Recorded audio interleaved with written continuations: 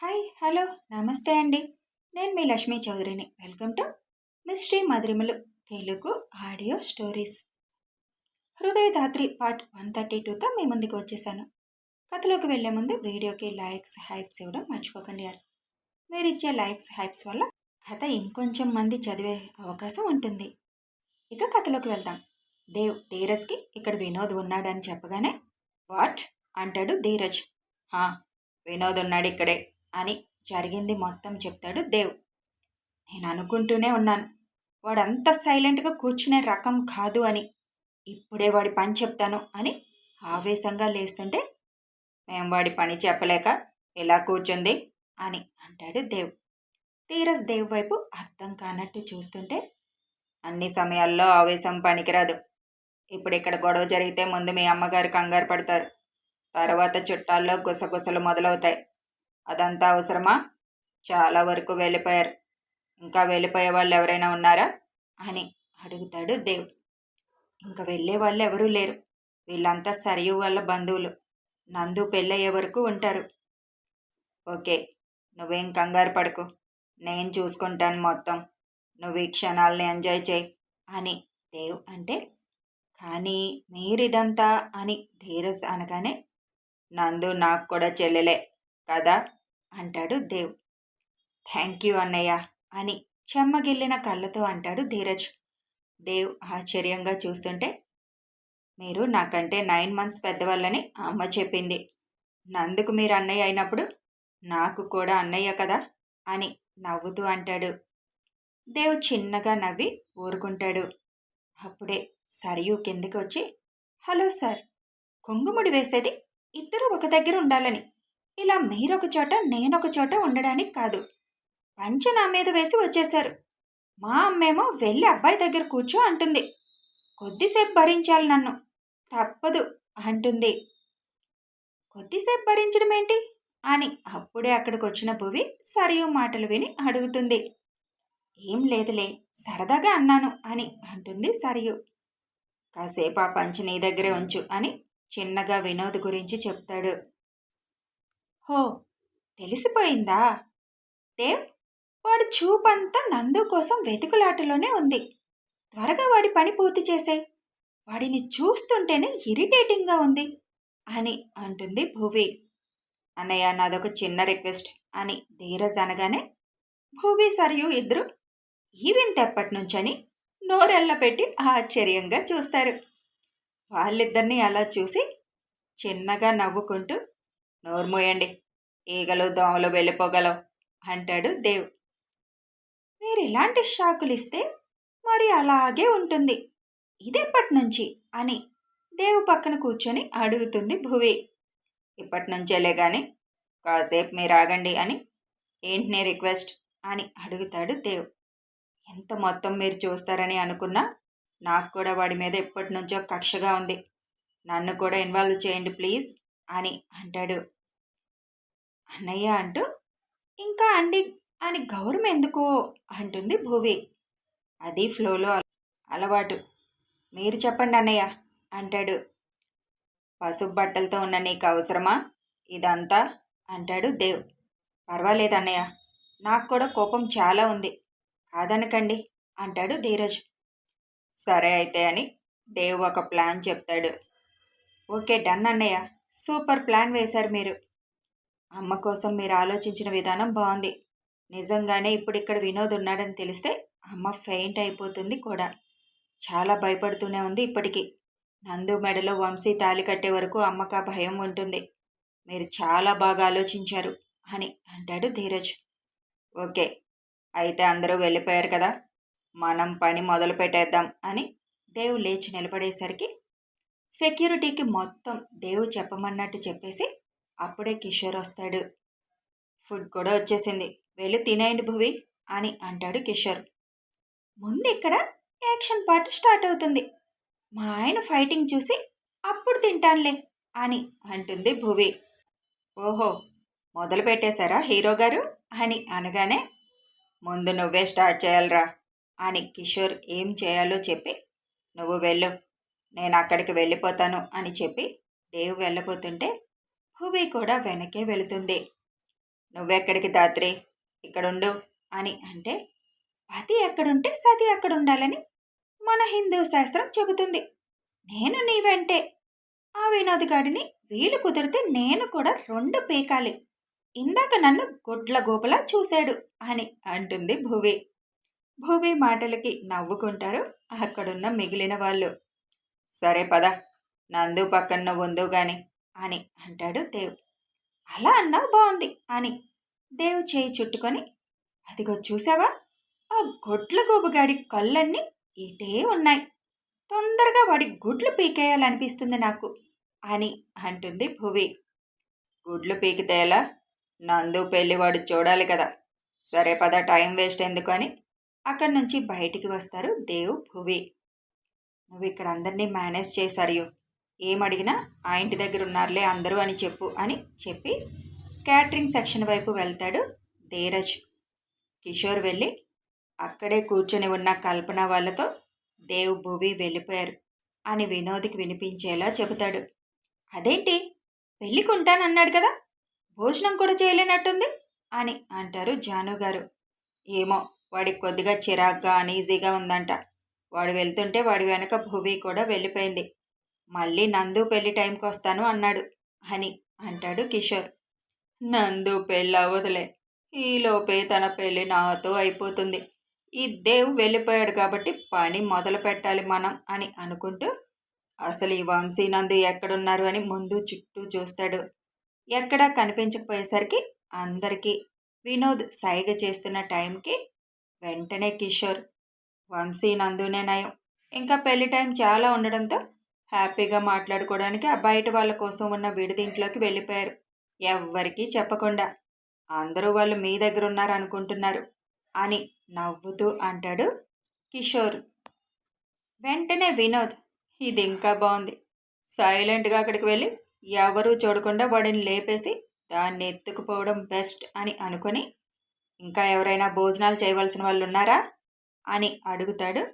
అప్పటికే 11:30 అవడంతో ఇంకెవరూ లేరు, మీరు ఎక్కించుకోండి అని కిషోర్ అనగానే అందరినీ వ్యాన్ దగ్గరికి రమ్మని సైగ చేసి, వాళ్ళిద్దరే ఆ ఇంట్లో ఉన్నారు కాబట్టి ఒక 4 అటు వెళ్తాం, మీరు ఇవన్నీ ఎక్కించేసి వ్యాన్తో సహా బయటకు వచ్చేయండి.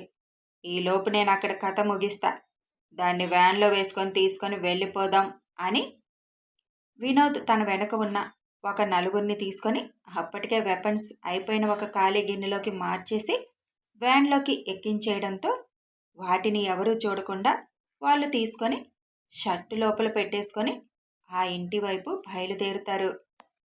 వాళ్ళు అటు వెళ్ళగానే మిగిలిన సరుకు ఎక్కిస్తూ ఉండగా, బాబు, మీ అందరినీ అటువైపుకి ఒకసారి మీకు ఆర్డర్ ఇచ్చిన అతను రమ్మన్నాడు. మీరు వర్క్ బాగా చేశారంట, మీకు స్పెషల్గా ఏదో ఇస్తారంట అని కిషోర్ చెప్పగానే ఆ ఉన్న 6 డబ్బు మీద ఆశతో అటువైపు వెళ్తారు. వాళ్ళ వెనకే కిషోర్ కూడా వెళ్తాడు. వినోద్ సైలెంట్గా ఆ ఇంటి లోపలికి ప్రవేశిస్తాడు. భలే దొరికారా, మనం ఏదో పెద్ద ఫైటింగ్ ఉంటుందేమో అనుకున్నాం, కానీ వీళ్ళు ఇంత సింపుల్గా దొరికేశారు. ఇది కూడా మనకు మంచిదేలే, ఎవరు చేశారో తెలియక పీక్కుంటారు అని ఎదురుగా చూసేసరికి వంశీ నందు దగ్గరగా కూర్చొని మాట్లాడుకోవడం చూసి కోపంతో ఆ గదిలోకి వెళ్తాడు. అది కూడా దేవు ప్లానే. వాడొచ్చేసరికి డోర్ తీసేసి వాడిని ఉడికించాలని ఇద్దరిని కొద్దిగా దగ్గరగా ఉండమని చెబుతాడు. వినోద్ లోపలికి వెళ్ళి నందు అని గట్టిగా కేకేస్తాడు. ఘట్టంలో ఉన్న వినోద్ని ఎవరు అన్నట్లుగా చూస్తుంది. నీకు చెప్పాను కదా నీ పెళ్ళి నాతో అని వినోద్ అనగానే, ఎవరు నువ్వు అని అడుగుతుంది. ఓహో, గుర్తుపట్టలేదా నన్ను అని గడ్డాలు తలపాగా మొత్తం తీసేస్తాడు వినోద్. వినోద్ వెనుక వస్తున్న 4 లోపలికి రాకముందే వేరే గది నుండి భువి పిలుస్తుంది. ఎవరో అమ్మాయి పిలుస్తోందిరా, లోపలున్నట్టుంది అని అటువైపు వెళ్తున్న వాళ్ళని పక్కగా ఉన్న దేవ్ ఒక్కొక్కల్ని సైలెంట్గా పడుకోపెట్టేస్తాడు. నందు మీదే చూపు ఉండడంతో తన వెనకేం జరిగిందో వినోద్కి తెలీదు. దేవ్ ఉన్నాడన్న భరోసాతో, నువ్వా, ఇక్కడికి ఎందుకు వచ్చావు అని లోపల భయంగా ఉన్నా పైకి గట్టిగానే మాట్లాడుతుంది నందు. నన్ను కాదని వీడిని చేసుకుంటున్నావుగా, అందుకే నీ కళ్ళ ముందే వీడిని చంపి నిన్నెత్తుకుపోవడానికి వచ్చాను అని నవ్వుతూ అంటాడు. అంత సులభం అనుకుంటున్నావా నువ్వు అనుకున్నది చేయడానికి అని అంటుంది నందు. చేసి చూపిస్తాను చూడు అని షర్టు లోపలున్న కత్తి తీసి వంశీని పొడవబోతుండగా వంశీని పక్కకు లాగి ఆ చెయ్యి పట్టుకొని వెనక్కి విరుస్తాడు దేవ్. అక్కడ కనిపించిన దేవుని చూడగానే నువ్వా అంటాడు వినోద్. చాలా పెద్ద ప్లానే వేసుకొని వచ్చావురా, కాకపోతే మీ ప్లాన్ ఫ్లాప్ అయిందంతే అని అక్కడి నుంచి వాడి కాలర్ పట్టుకొని బయటికి లాక్కొస్తాడు దేవ్. దేవ్ నుంచి తప్పించుకొని పక్కనే ఉన్న భూవి మెడ మీద కత్తి పెడతాడు వినోద్.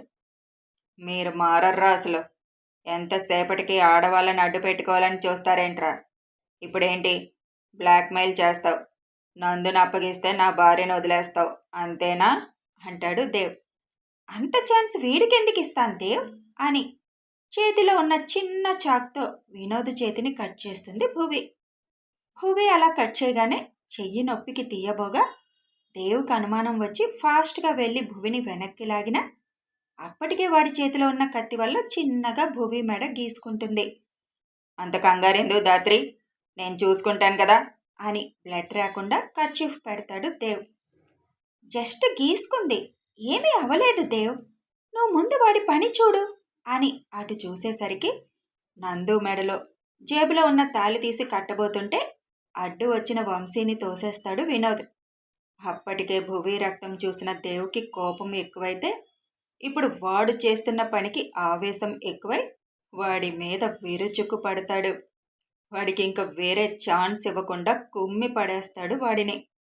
అక్కడ పక్కకు పిలిచి కిషోర్ ధీరజ్ కలిసి వాళ్ళ పని పట్టేసి ఇక్కడికి వస్తారు.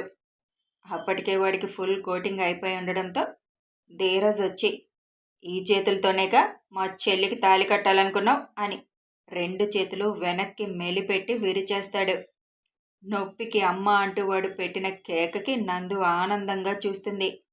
అప్పటికే అక్కడ వాళ్ళందరినీ వ్యాన్లో ఎక్కించుకొని తీసుకొచ్చిన సెక్యూరిటీ ఇక్కడున్న వాళ్ళను కూడా ఎక్కించడంతో వినోద్ గాడిని కూడా ఎక్కించండి, ఎక్కించి వాడి కాళ్ళు కట్టేసేయండి, మండపం ఎదురుగా కనిపించేటట్టు వాడి నా వ్యాన్లో కూర్చోబెట్టండి, నందు పెళ్లి వాడు చూడాలి అని అంటాడు దేవ్. అలాగే చేస్తారు వినోద్ని.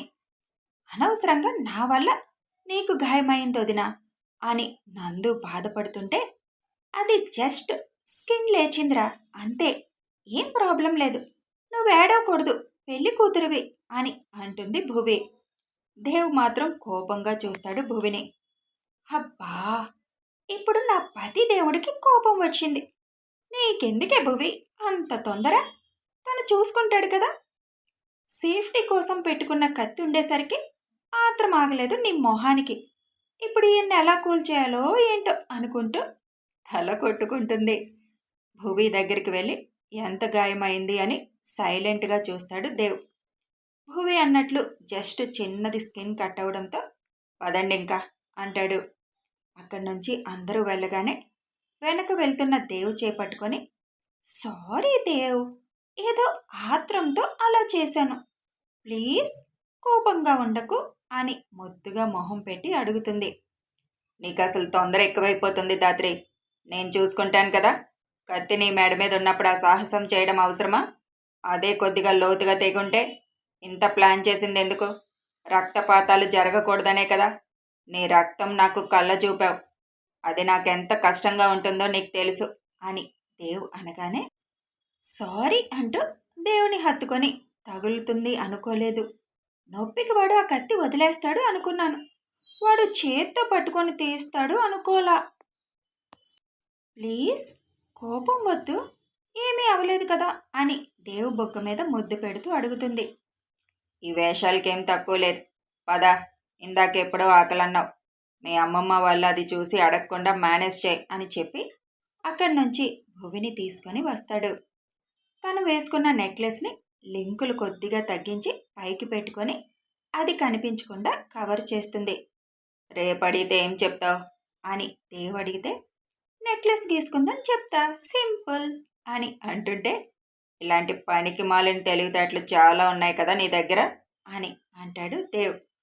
వాటిని చాకచక్యంగా చెప్పడం అంటారు బాబు, పనికి మాలిన తెలివితేటలని నన్ను ఇన్సల్ట్ చేస్తున్నావు అని అంటుంది. డిన్నర్ చేసే ప్లేస్ దగ్గరికి రావడంతో అందరూ డిన్నర్ చేసేసి సమయం అయిపోవడంతో వంశీ నందు ఇద్దరిని పెళ్ళికొడుకు పెళ్ళికూతురుగా అలంకరించి ఇద్దరిని పీటల మీదకి తీసుకువస్తారు. ధీరజ్ సరియు కూర్చొని కన్యాదానం చేయగా అందరి సమక్షంలో జీలకర్ర బెల్లం ఒకరి తల మీద ఒకరు పెట్టుకుంటారు వంశీ నందు. తలంబ్రాలు బట్టలు మార్చుకొని రాగా పంతులు గారు అన్ని కార్యక్రమాలు పూర్తి చేయగా వేద మంత్రాల సాక్షిగా నా అనుకునే వాళ్ళ మధ్యలో వంశీ నందు మెడలో 3 ముళ్ళు వేస్తాడు. అంత నొప్పిలోనూ వినోద్ కళ్ళు ఆ దృశ్యం చూడగానే ఎర్రగా మారిపోతాయి. దేవ్ వినోద్ వైపు చూసి నవ్వగా ధీరజ్ కోపంగా చూస్తాడు. కథ కొనసాగుతుంది. మొత్తానికి వంశీ నందు పెళ్లి కూడా చేసేసాను యార్. మరి ఇప్పుడు వినోద్ పరిస్థితి ఏంటంటారు?